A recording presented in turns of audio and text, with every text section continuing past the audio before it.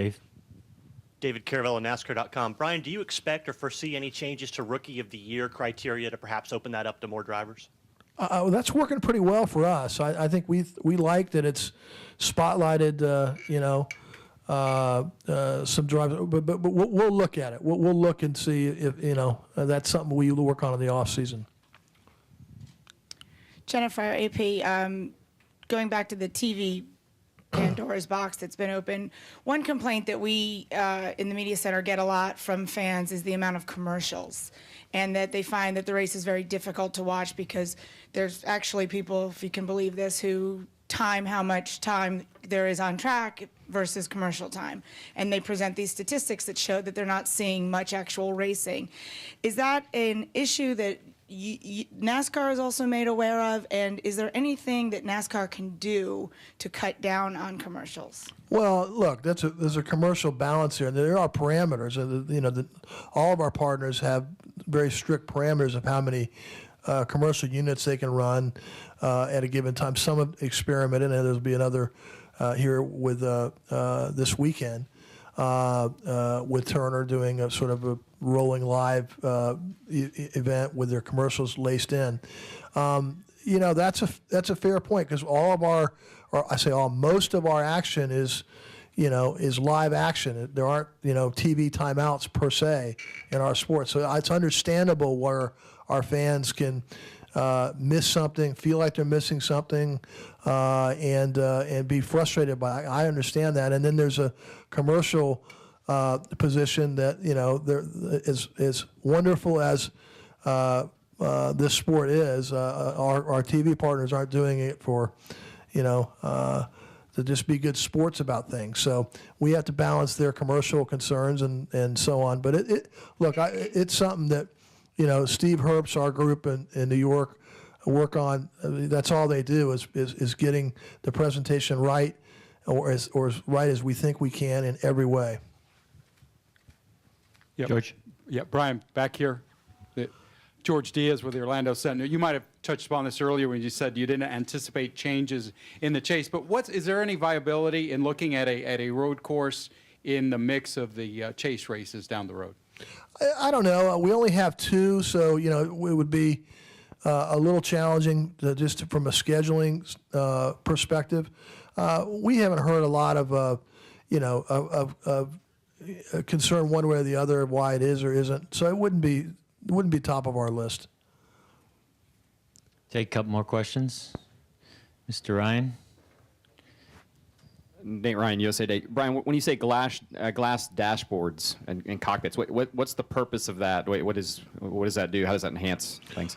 Well, there'll be phases of that, and it's one of. I only share that with you because it's one of many things from an innovation standpoint that are on the drawing board. Not all of them will happen, but as an example, with the glass dashboard, that's the future. If you talk to the car manufacturers, which they're always insisting, and we understand why, want us to be as in step with them as possible, that your car dashboard in the future is going to be like an airplane cockpit, and you're going to be able to do different things with that and set it up the way you want to set it up.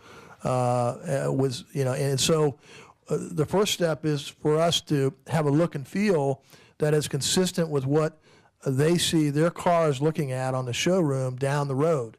And then the second part of that is there's going to be any number of things once we get this digitally done where where that information out of the cockpit can be part of the racing experience for our fans in the stands or anywhere else. So I think that's our step towards technology. It's our step towards innovation, and it's a step towards being aligned with the car manufacturers. We'll take 3 more questions and wrap it up. It'll go to Bob, Mike, and then we'll end with Godwin. Bob Parker, Sporting News. We hear a lot about your 5-year plan. What parts of that plan might you see results the soonest, and what would you expect out of that?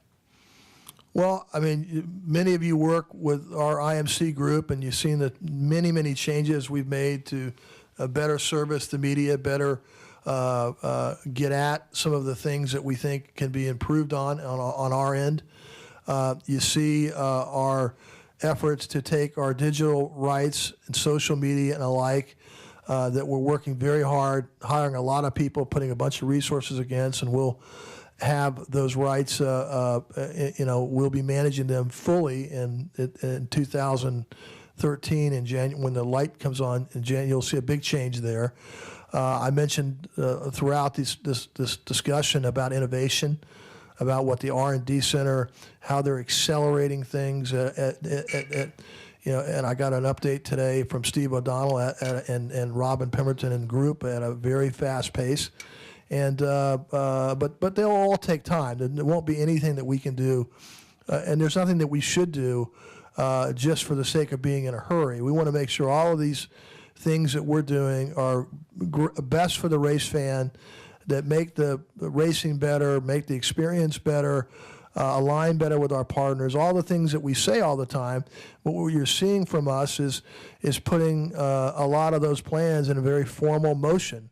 And I think we'll all be happy. And I know it gives the industry, the drivers, teams, tracks, a lot of reassurance that these important things that we're all trying to get right, that we're leading on them, that we're investing lots of money and resources in a time where that's not always easy to do, and that we have a very, very clear plan of which they're participating, contributing, and we're all going in one direction. That is a pretty big change from where things were 4 or 5 years ago, as many of you may remember, where there were a lot of confusing messages or whatever that you may have heard from different people in the industry, and I'm real proud of that. That's a whole collection of efforts in the entire group at NASCAR and the entire industry that's figured out that these are big things to get done right, and we can get farther together. Mike? Mike Hembry, Speed.com. Brian, what are your feelings in general on shorter races, and considering the sort of short attention span world we're living in, can you see the sport short-term or long-term going to things like maybe a pair of 200-mile races on a race day as opposed to 400 or 500-mile marathon? Are you looking at things like that down the road? We are, and I think you'd have to acknowledge that's real. And any information shows people have more to do, more devices to play with, get information from, and as a result, their attention span is shorter. And we've shortened events, and it's generally worked well. I know Pocono worked well. I know California's worked well, and Dover's worked well. Some of the events we've done, and we'll look at that. We'll also look at, one of the great features that this sport has is, that technology is a real part of this sport, in the cars themselves, in the way information is flowing back and forth between the teams, the drivers, and ourselves, and we will be able to enhance that experience for our race fans in ways that other sports may not be able to do, and that'll be something that, I said the glass cockpit, and we've said our digital rights, and they're all designed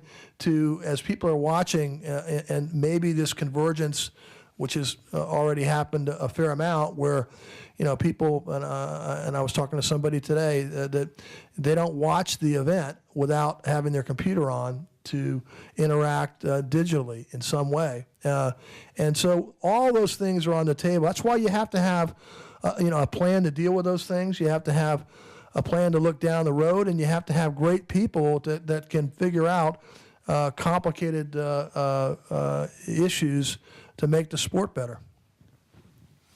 Last word, Daytona News Journal. Godwin Kelly. I'm right here, Brian. Oh, there you go. In 2007, you introduced the COT. This is the last year for that car. Next year, you're going to have the new style cars. How much are we going to see those cars here since they debut in Daytona?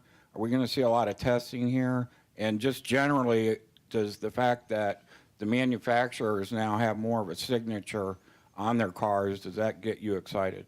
Yeah, and more importantly, it gets them excited. They've had a lot more input, as the teams have had, in this car than we certainly did in the car in 07. And so, and that's just going to get us better results. The answer is, given how important Daytona is to the season and the biggest event, my sense is we'll see quite a bit of testing as we go down the road here in Daytona. Thanks, Brian.